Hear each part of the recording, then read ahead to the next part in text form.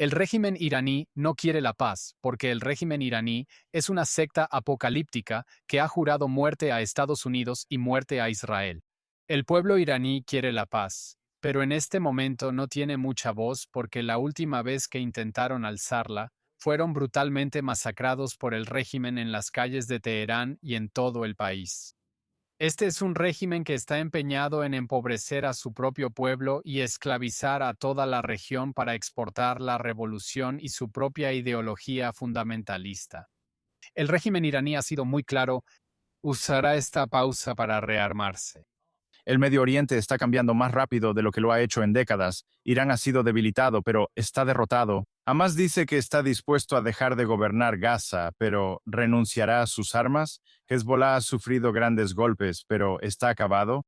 Estados Unidos sigue siendo el aliado más cercano de Israel, pero ¿puede Israel contar con eso para siempre?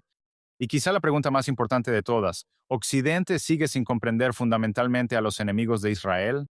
Hoy nos acompaña por tercera vez en Stand Tall Israel Alon Levy, ex vocero del Estado de Israel y conductor del podcast Alon the Record.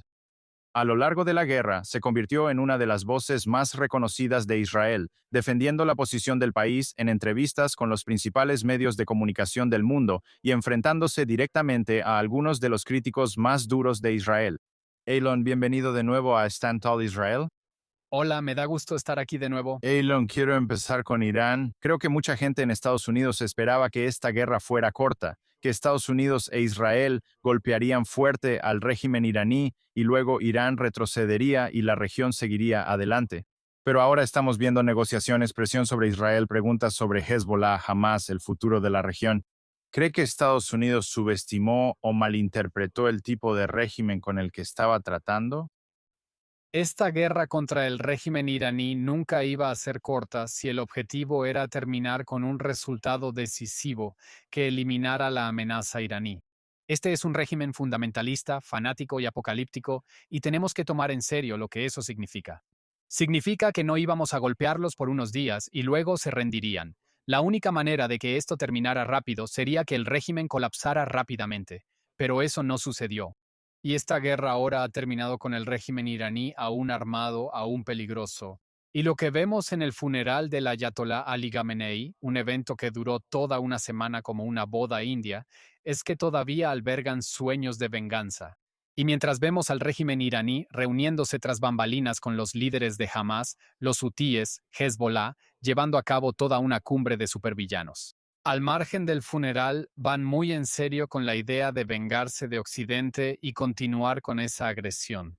Y no han renunciado a sus sueños de dominar Medio Oriente y destruir el Estado de Israel. Ahora, ¿crees que Irán realmente busca la paz o simplemente está ganando tiempo para reconstruirse? El régimen iraní no quiere la paz porque el régimen iraní es una secta apocalíptica que jura muerte a Estados Unidos y muerte a Israel. El pueblo iraní quiere la paz, pero en este momento no tiene mucha voz porque la última vez que intentaron alzarla fueron brutalmente reprimidos por el régimen en las calles de Teherán y en todo el país. Este es un régimen que ha jurado empobrecer a su propio pueblo y esclavizar a toda la región para exportar la revolución y su propia ideología fundamentalista. El régimen iraní ha sido muy claro. Usará esta pausa para rearmarse. Justo ayer, las Fuerzas Armadas iraníes dijeron que están reconstruyendo sus capacidades militares. En violación del memorando de entendimiento, continúan trabajando en el sitio subterráneo ilegal de enriquecimiento nuclear en la montaña de Pejak, que están construyendo tan profundo bajo una montaña que ni siquiera los bombarderos B-2 de Estados Unidos podrán alcanzarlo. No están disolviendo el eje de la resistencia. Ahora mismo se están reuniendo al margen del funeral de Khamenei con los líderes de ese eje de la resistencia para intentar rearmarlos. Así que la amenaza ahora es que si Estados Unidos llega a un acuerdo con el régimen iraní que solo aborde una parte de la triple amenaza, únicamente el programa nuclear, y ponga límites temporales al estilo del acuerdo de Obama, eso solo va a liberar miles de millones de dólares para que el régimen los invierta de nuevo en los ejércitos aliados, en los misiles balísticos y en volver a amenazar a todo Medio Oriente y al final hacerse intocable para poder buscar armas nucleares y que nadie pueda detenerlo. ¿Crees que negociar con este régimen siquiera es una buena idea para empezar? Es decir, ¿Existe tal cosa como un buen acuerdo con este régimen? Este régimen no está negociando de buena fe, está tratando de chantajear al mundo tomando como rehén a la economía mundial. Según el derecho internacional, está muy claro que el estrecho de Hormuz debe permanecer abierto como una vía marítima internacional libre. Pero ahora están intimidando a los barcos para que pasen por el lado iraní, paguen un peaje a Irán y así puedan seguir sacando dinero de la comunidad internacional para reconstruir su ejército. Este es un régimen que está decidido a tomar como rehén a toda la economía global, a todos los consumidores del mundo, para perseguir sus sueños radicales milenaristas. No se puede lograr ningún acercamiento con un régimen que está encabezando multitudes que gritan "muerte a América" en las calles de Irán en este momento. Lo mejor que Estados Unidos puede esperar es algún tipo de pausa temporal que tendrá que conducir a una presión máxima para derrocar al régimen apoyando a las fuerzas disidentes dentro del país. Pero la idea de que un régimen que profesa la consigna de muerte a América, cuyos líderes ya no son moderados, Mohammad Bakr Kalibaf ha encabezado antes cánticos de muerte a América en el Parlamento iraní. La idea de que estos son moderados y que el régimen va a cambiar su naturaleza es completamente ilusoria. Ahora pasemos a Hamas. Hamas ahora dice que está disolviendo su gobierno en Gaza. ¿Es esto realmente un punto de inflexión o solo teatro político? El régimen de Hamas en Gaza quiere el modelo de Hezbollah. Y eso significa que es libre de enfocarse en reconstruir sus túneles, reconstruir sus cohetes, mientras le pasa la responsabilidad de la recolección de basura a alguien más. Eso es lo que Hezbollah hizo en el sur del Líbano, y construyó un estado dentro de un estado que reunió una fuerza de invasión masiva contra Israel. El modelo de Hezbollah en Gaza es lo peor de todos los mundos. Hamas quiere seguir siendo la fuerza armada dominante en Gaza. Hamas quiere mantener su monopolio sobre la violencia y la fuerza dentro de la franja de Gaza y no quiere irse a ningún lado. Y ahora debe haber una enorme presión internacional sobre Hamas para que entregue sus armas al nuevo gobierno interino formado bajo la Junta de la Paz, para que esté desarmado, desmilitarizado y todos puedan dejar atrás la guerra. Comenzó el 7 de octubre, pero hasta ahora estamos viendo que Hamas toma el control de la ayuda humanitaria, toma el control de los suministros, intenta reconstruir su red de túneles, cuando todos saben que Gaza no puede ser reconstruida hasta que Hamas sea destruido. Porque de lo contrario, en vez de construir casas en la superficie, todo ese concreto volverá a los túneles subterráneos de Hamas y se volverá a arrastrar a la misma guerra otra vez. Así que esto tiene que terminar no solo con Hamas dejando el poder, sino también entregando sus armas y desmilitarizando Gaza para que todos podamos seguir adelante. Entonces, ¿qué significa exactamente la victoria en Gaza hoy en día? La victoria en Gaza significa la implementación del plan del Consejo de Paz del presidente Trump que ha sido respaldado por el Consejo de Seguridad de la ONU. Significa que Hamas debe ser desarmado, Gaza debe ser desmilitarizada y la población debe ser desradicalizada. Ahora, ese es un punto realmente importante al que la mayoría de la gente no le presta atención, porque cuando Hamas invadió en la mañana del 7 de octubre, eso provocó celebraciones en Gaza, francamente, en todo el mundo, pero especialmente en Gaza. Tuvimos generaciones de personas criadas en escuelas de la ONU, las escuelas de la ONU que produjeron a los terroristas del 7 de octubre, que participaron en la masacre del 7 de octubre, y a personas que celebraron esa violencia bárbara. Porque jamás ellos no son extraterrestres que llegaron a la franja de Gaza de la nada. Ellos son un reflejo auténtico del deseo palestino de destruir Israel desde el río hasta el mar y establecer un solo califato islámico árabe entre el río y el mar llamado Palestina. Y esa ideología tiene que ser enfrentada. Esa ideología debe desaparecer. ¿El conflicto ha cambiado permanentemente la relación entre Israel y Estados Unidos? Usted suele decir que Israel y América tienen diferentes tolerancias al riesgo. ¿Qué significa eso? Israel y Estados Unidos ven la realidad de manera diferente porque Estados Unidos está rodeado por el Pacífico y el Atlántico, e Israel está rodeado por regímenes peligrosos y ejércitos proxy de Irán. Significa que Estados Unidos puede asumir ciertos riesgos y apostar por un proceso diplomático que puede o no funcionar. Y para Israel, eso es mucho más peligroso porque no podemos permitir que ejércitos proxy se reúnan en nuestras fronteras nunca más, porque cada día que esos ejércitos proxy están en las fronteras de Israel supone el riesgo de otro 7 de octubre. Ahora, creo que esta guerra ha hecho dos cosas. Por un lado, ha demostrado el papel indispensable de Israel como aliado de Estados Unidos. Hay una razón por la que el Departamento de Estado, por la que la Estrategia de Seguridad Nacional de la Administración estadounidense describe a Israel como un aliado modelo. Hay una razón por la que CENTCOM y el secretario de Guerra dijeron que combatir junto a un aliado tan capaz como Israel es un soplo de aire fresco y que otros supuestos aliados deberían tomar nota. No hay otro país que haya combatido tan estrechamente junto a Estados Unidos. Al mismo tiempo, Hamas, Qatar, Turquía e Irán han estado librando una guerra de desinformación muy efectiva para radicalizar a los estadounidenses, para envenenar la opinión pública estadounidense con el fin de separarlos de su mejor aliado. Han estado librando una guerra de desinformación y mentiras contra Israel porque entienden que juntos Estados Unidos e Israel son invencibles. Y si quieren luchar contra nosotros, van a tener que enfrentarnos por separado. Y lamentablemente han logrado difundir esa desinformación sobre Israel que ha envenenado a generaciones enteras contra lo que Estados Unidos reconoce como su aliado ejemplar.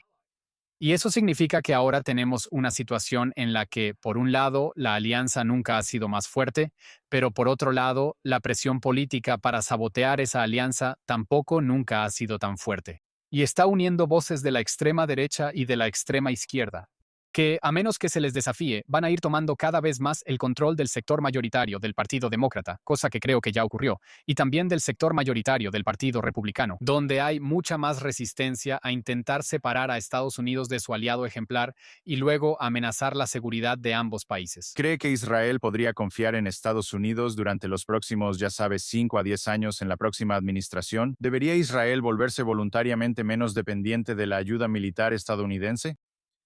Israel ya está poniendo en marcha planes para reducir su dependencia de la ayuda militar estadounidense porque no sabemos quién será el próximo presidente. Y a menos que sea Marco Rubio, casi con certeza no serán tan favorables a Israel como el presidente Trump.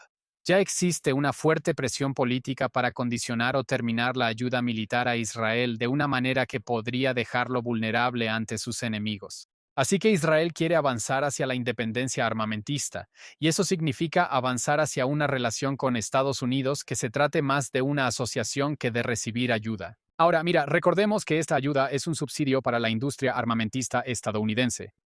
Algo así como el 90% de esa ayuda regresa a los fabricantes estadounidenses, creando empleos en Estados Unidos. Y Estados Unidos obtiene muchísimo de esto, aunque solo sea porque esa tecnología se prueba en combate dentro de Israel y le ahorra décadas de investigación. Pero ahora vamos a avanzar hacia una asociación más enfocada en la investigación y el desarrollo conjuntos, la fabricación conjunta, en lugar de la ayuda, porque Israel ha llegado a la desafortunada conclusión de que Estados Unidos puede no estar siempre ahí para apoyarlo debido a la fuerte presión política dentro de Estados Unidos. Eso se ha creado como resultado de la guerra de desinformación muy efectiva contra Israel. Ahora, mencionaste la división entre J.D. Vance y Marco Rubio. Ellos representan dos visiones diferentes de política exterior. ¿Cuál es la perspectiva desde Israel sobre estos dos posibles candidatos? Marco Rubio ha sido un secretario de Estado destacado que ha entendido toda la gama de amenazas del régimen iraní, que ha liderado valientemente un proceso de paz entre Israel y Líbano, que ha llevado a un acuerdo marco innovador en el que Líbano reconoció la existencia de Israel, se comprometió a desmantelar a Hezbollah y permite que Israel cree una zona de amortiguamiento dentro del Líbano hasta que Hezbollah sea desmantelado. Y la impresión es que J.D. Vance representa el ala más aislacionista del Partido Republicano, que quiere retirarse de distintas regiones del mundo de una manera que pondría en peligro a los aliados. Pero, ya sabes, por la percepción de que eso es lo mejor para la seguridad de Estados Unidos. En lugar de reconocer que la seguridad de Estados Unidos requiere trabajar estrechamente con sus socios para que ese entorno internacional siga siendo seguro para Estados Unidos. Y definitivamente, parte de la retórica de J.D. Vance sobre Israel no ha sido el tipo de retórica amistosa que Israel está acostumbrado a escuchar de los vicepresidentes y de la Casa Blanca. Y eso ciertamente está causando cierto grado de alarma. Ahora estamos viendo negociaciones entre Israel y el gobierno de Líbano, pero ¿qué tan realista es que Líbano desmantele a Hezbollah? Líbano ha sido completamente inútil para desmantelar a Hezbollah. Y por eso Israel está diciendo que no va a caer en este truco otra vez y retirarse de un territorio que será tomado por un ejército proxy iraní, que será controlado por la Guardia Revolucionaria Islámica. Este es un acuerdo que le dice al Líbano: vamos a devolver el sur del Líbano a un gobierno libanés que sea capaz de mantener una frontera pacífica. No vamos a devolver el sur del Líbano a Hezbollah, lo que significa la Guardia Revolucionaria Islámica. Así que ahora la responsabilidad recae en el Líbano. Si puede desmantelar el ejército proxy iraní que prometió desmantelar muchas veces antes, recuperará el territorio y crearemos una frontera pacífica que será cruzada por empresarios y turistas. Si no pueden tomar medidas contra Hezbollah, entonces Israel no va a permitir que Hezbollah quede a una distancia que se pueda recorrer a pie de las aldeas que planeaba invadir y atacar al estilo del 7 de octubre antes de la invasión de Hamas. Así que necesitamos reconocer que el Líbano no ha querido desmantelar a Hezbollah porque no quería enfrentarse a una poderosa milicia armada por Irán. Hezbollah es parte del gobierno libanés. Hezbollah se ha infiltrado en el ejército libanés. Hezbollah todavía goza de un apoyo significativo dentro del Líbano. Pero este acuerdo marco ahora dice, bueno, ese es el problema del Líbano ahora. El Líbano va a tener que enfrentarse a esa confrontación que no quería. Así que espero que veamos al mundo dándole al Líbano todo el respaldo para desmantelar a Hezbollah.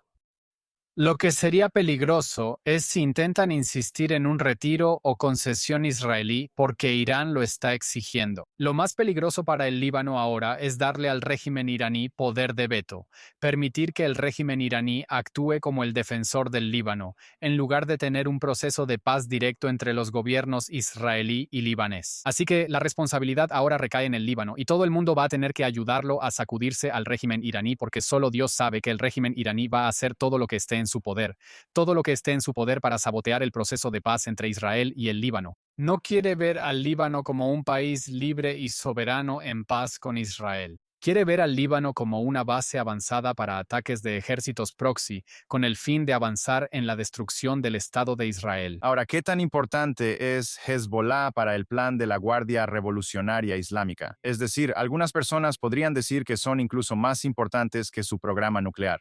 ¿Estarías de acuerdo con eso? ¿Qué tan importantes son? Hezbollah es un pilar central de la estrategia del régimen iraní para dominar Medio Oriente y, en última instancia, destruir el Estado de Israel. Hamas tenía un ejército terrorista de aproximadamente 30.000 personas en la víspera del 7 de octubre.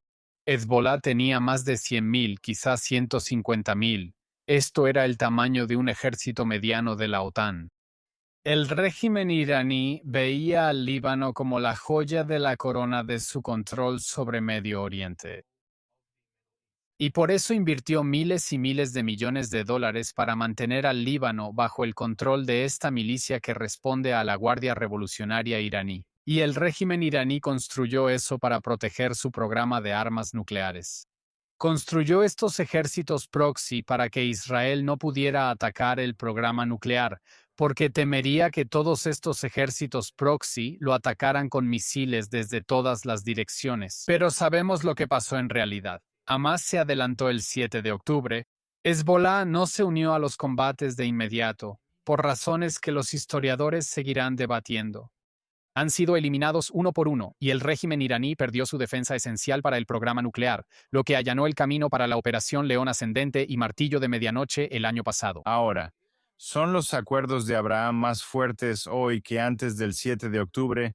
¿Qué opinas del estado actual de los acuerdos de Abraham? Esta guerra demostró la importancia de una alianza de defensa con Israel para los países que hicieron la paz con él, porque Israel, según los informes, no solo envió el sistema cúpula de hierro a los Emiratos Árabes Unidos, sino que incluso envió el rayo de hierro, el sistema láser, a los Emiratos Árabes Unidos, para ayudarlos a interceptar amenazas iraníes.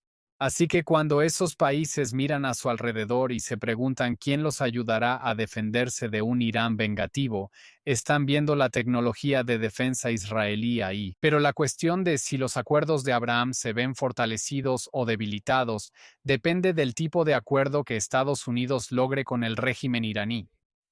Si este es un acuerdo que le permite imponer peajes en el estrecho de Hormuz, que le permite recibir miles de millones de dólares en alivio de sanciones, de vuelta a los ejércitos proxy que atacan Medio Oriente, de vuelta a los misiles balísticos. Vas a ver a países cubriéndose las espaldas y tratando de llevarse bien con el régimen iraní para apaciguarlos y mantenerlos de su lado.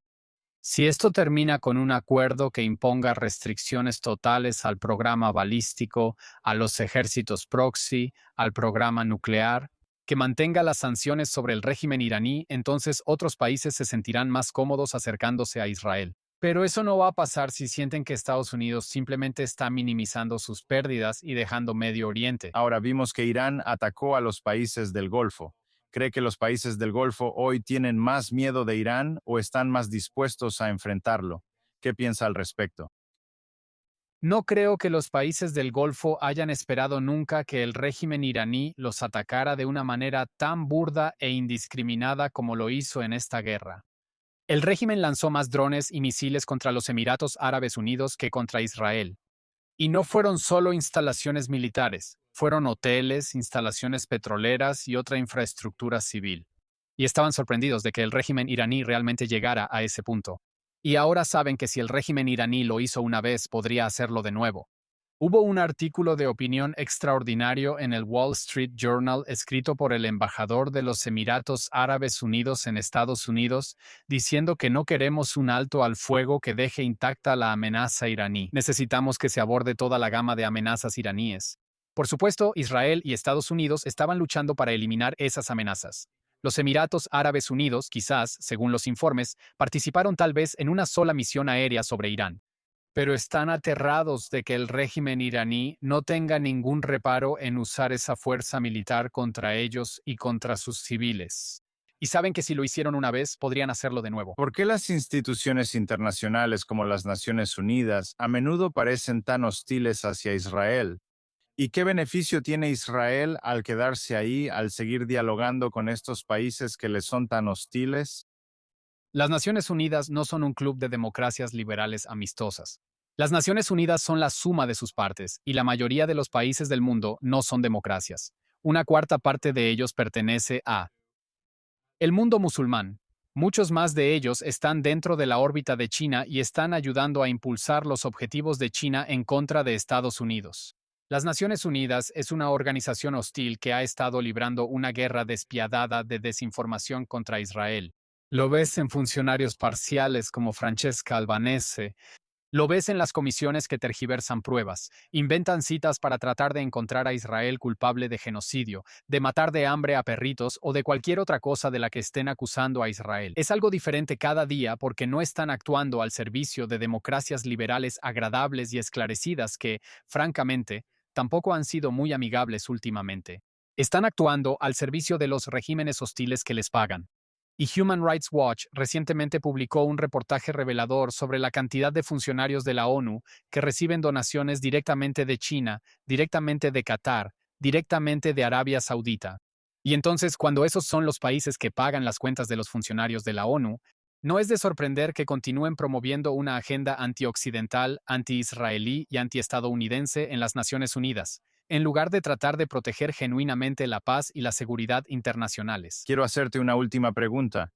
¿Qué es lo que más te preocupa sobre el futuro de Israel? ¿O qué es lo que más esperanza te da para el futuro de Israel? La guerra de desinformación contra Israel ha sido devastadoramente eficaz para convencer a grandes sectores de Occidente de que Israel es un país genocida, de apartheid, que come bebés y malvado que merece ser destruido. Y corremos el riesgo de ver una erosión o colapso del apoyo a Israel en Occidente. Ahora, eso me preocupa como israelí.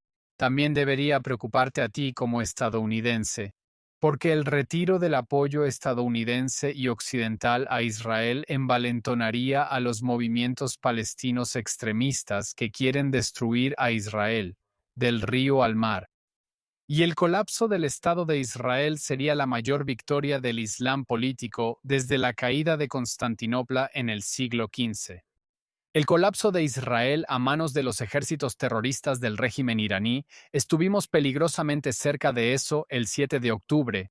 Sería el mayor impulso para los extremistas islámicos y yihadistas en todo el mundo, quienes luego buscarían conquistar su próximo objetivo en Europa, alrededor de África y finalmente también en Estados Unidos. Y desearía que la gente en Occidente entendiera cómo Israel está en la primera línea, con el dedo en el dique, conteniendo ese Islam extremista. Y los intentos de separar a Israel de Occidente mediante una campaña de mentiras corren el riesgo de debilitar a Israel de una manera que abre las compuertas para que el yihadismo inunde Occidente. Y esa no es solo una amenaza para nosotros, es una amenaza para todo el mundo, y tienen que entender de dónde viene para poder detenerla a tiempo. Eilon, quiero agradecerte por tu tiempo. Siempre es un placer conocer tu perspectiva sobre todo lo que está sucediendo en la región, y espero volver a invitarte más adelante. Un placer absoluto, prometo que lo haremos, gracias.